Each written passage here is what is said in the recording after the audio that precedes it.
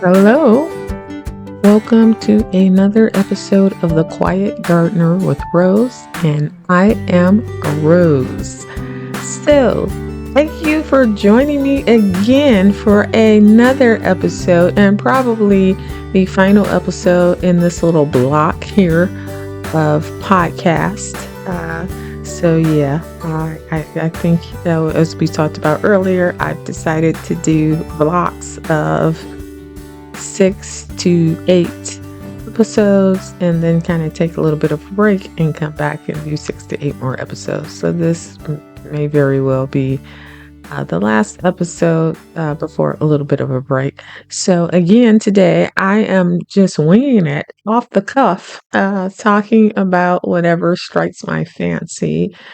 And I did want to continue on the last episode's topic, which was dating and gentlemanly behavior and what one should expect from a gentleman when dating and courting. So we just kind of touched on some kind of superficial or surface issues there. I want to go a little bit deeper in this 20-minute segment.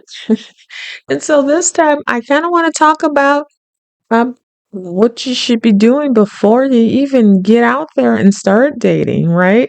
So, if you are taking a traditional approach or perspective to dating, as I do, then dating is intentional. Dating is done with the purpose of finding your forever partner or your spouse or your husband or wife, etc., etc. And so, it is not something you're just out there doing for fun. It is something you're doing with the end goal in mind. And so when you are dating, you are pretty much interviewing people to discern if they are appropriate for you in terms of your life goals and your values and being able to live a long and happy life with that person, right? So you're trying to discern a lot from these brief encounters. But before you do that, before you actually get out there and start meeting people and dating and etc., I think it's important that you be clear on what it is you want from a partner. And so that is the topic of today's podcast. So what do you want? What do you want? And you can give that traditional checklist, height, weight, certain career path, a certain amount of income. He has to be kind. He has to be loving. He has to be good with kids. He has to be all of this. And yeah, you can have that list. Fine, if that's what you want to do. But I would encourage everyone to think on a much deeper level about this. Okay, so, coming from a Christian perspective, and all I can present to you is my perspective, and I understand y'all all aren't Christians or you don't necessarily do it the way I do it. That's fine, but I'm just telling you the way I do it. So, if something there is helpful, good. If not, okay, keep it moving to the next podcast.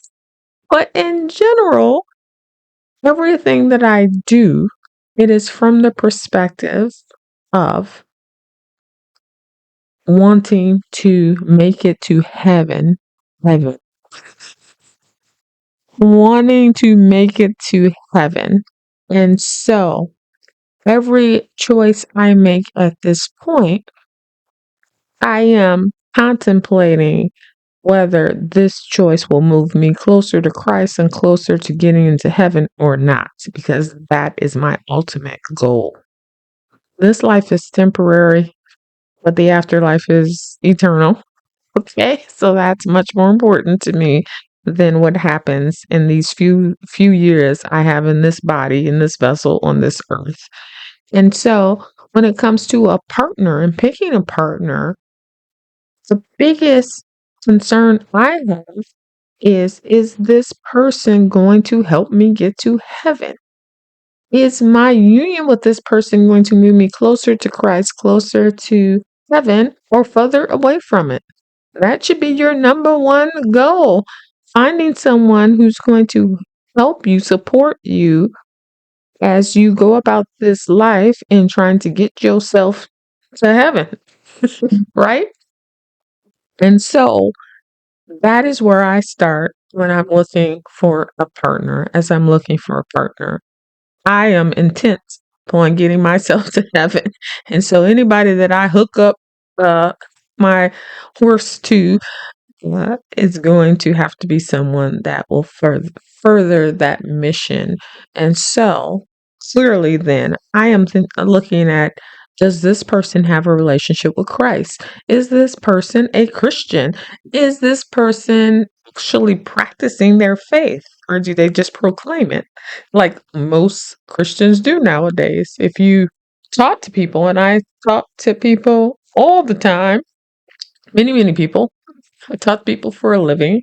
And the reality is that I have found that most people in this day and age who proclaim themselves to be Christians are Christians in name only, meaning they might believe in a higher power, they may believe in Christ, God, Trinity, whatever, but their actions day to day do not support any of those beliefs. There is nothing that they're doing that would demonstrate to a layperson that this person actually is, kind of putting their money where their mouth is, so to speak. And so what I am most looking for is this a person who is a Christian but also practices their faith? Is it a practicing Christian?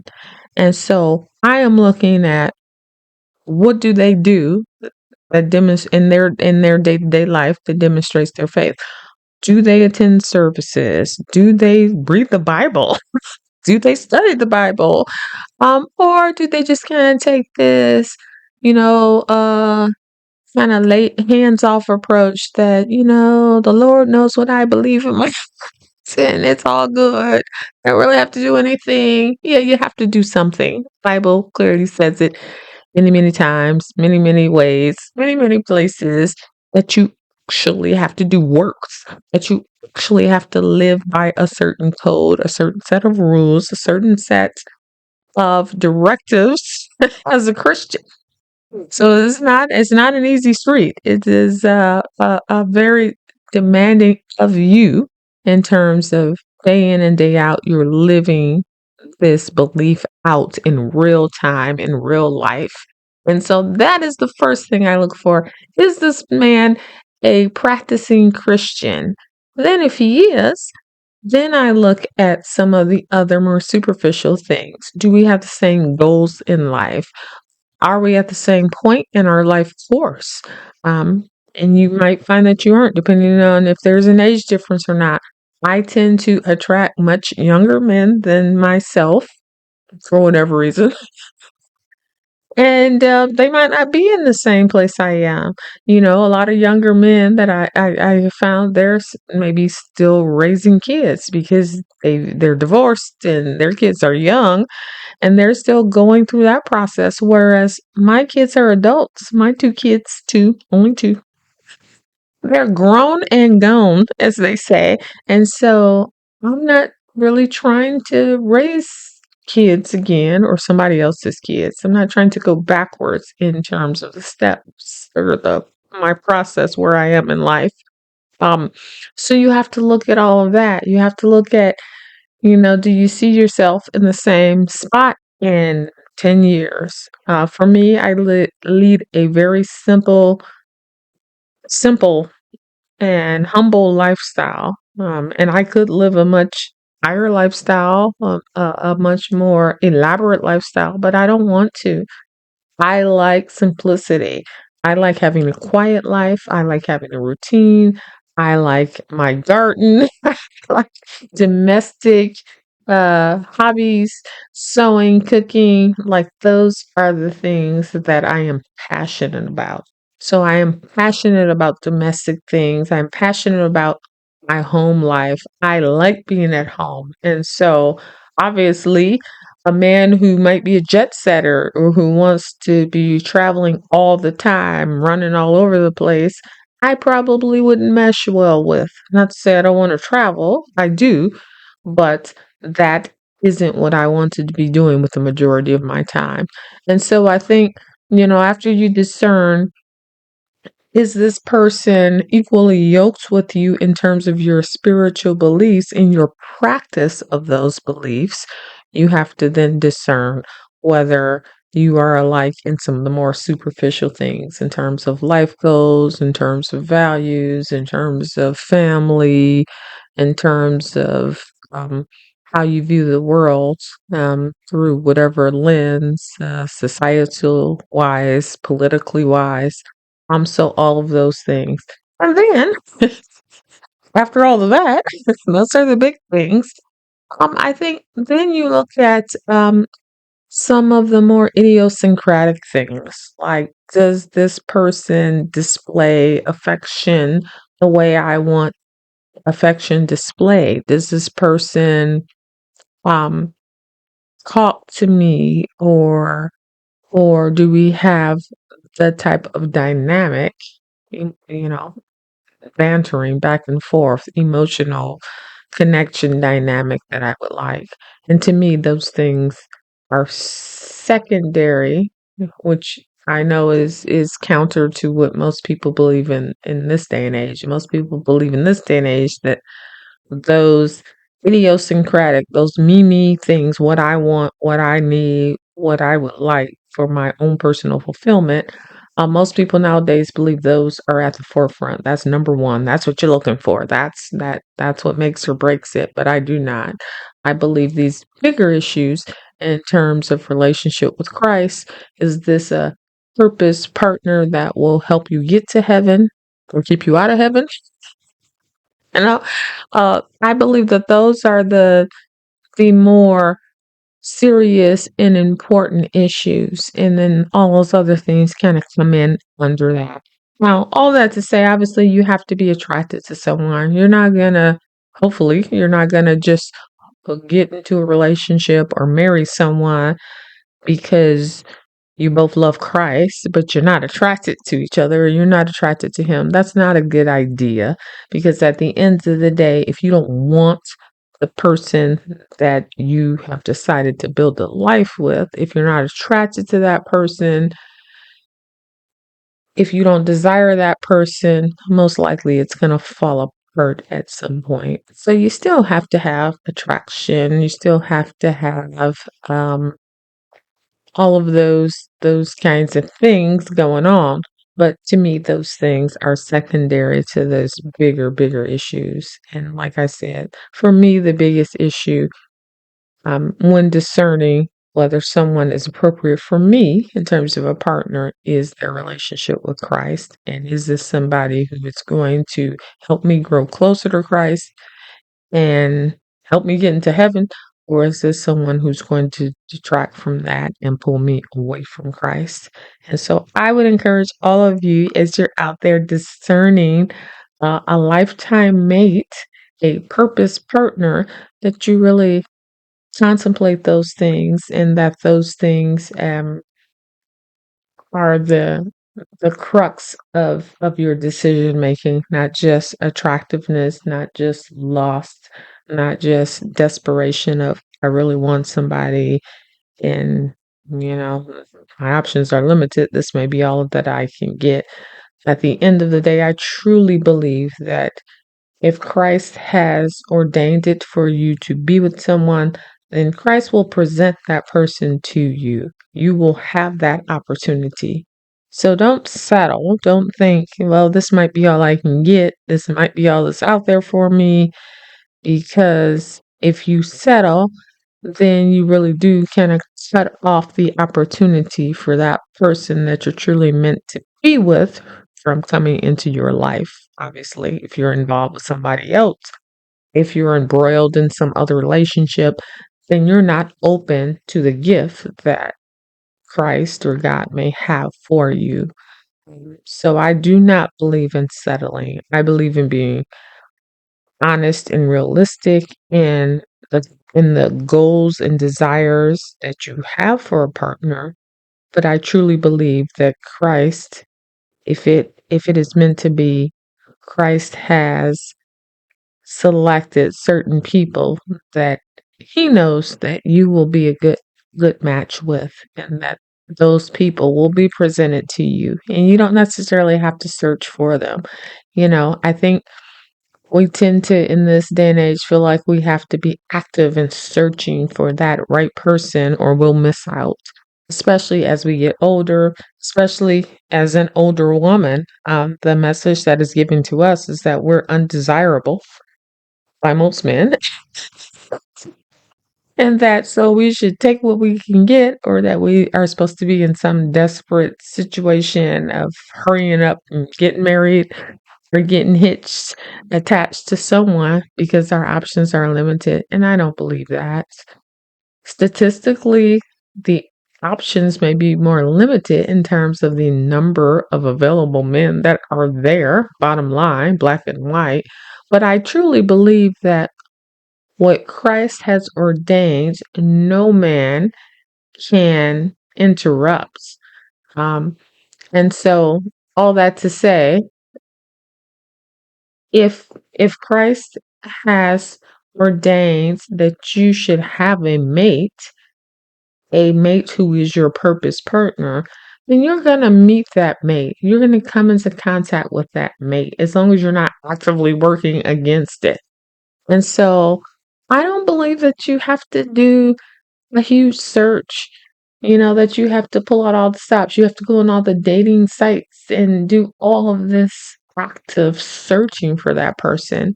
Usually the relationships that I have had that have lasted the longest have been with people I wasn't necessarily looking for, or I didn't necessarily go out searching for. They just kind of magically came into my life, or our paths crossed. And from there, it turned into something else. And so I am very hesitant at this point in life to really take on the task, trying to make it happen, trying to make that relationship happen, trying to make that spouse or partner materialize. Because I truly believe if Christ has someone in mind for me, or people in mind for me, because I don't believe, there's just one person that you're destined to be with. I don't necessarily believe that whole soulmate concept, but I do believe that Christ has identified people out there in the world that will possibly make a great partner for you, and that Christ will organize your life in a way that you come into contact with those people throughout your life course. Now, what you decide to do with it is up to you, because he can't make you do anything. What you decide to do with it is up to you. But I think if you get yourself involved in the wrong situations, in the wrong relationships, you will not be able to experience those gifts that are presented to you, because you'll be preoccupied with something that wasn't even meant for you. So I don't, at this point in life, even though other people might view it differently, because I am 53 years old, but I don't do a lot of searching. I don't do any searching, matter of fact, for men. I don't do any searching for men or for dates or to connect with people.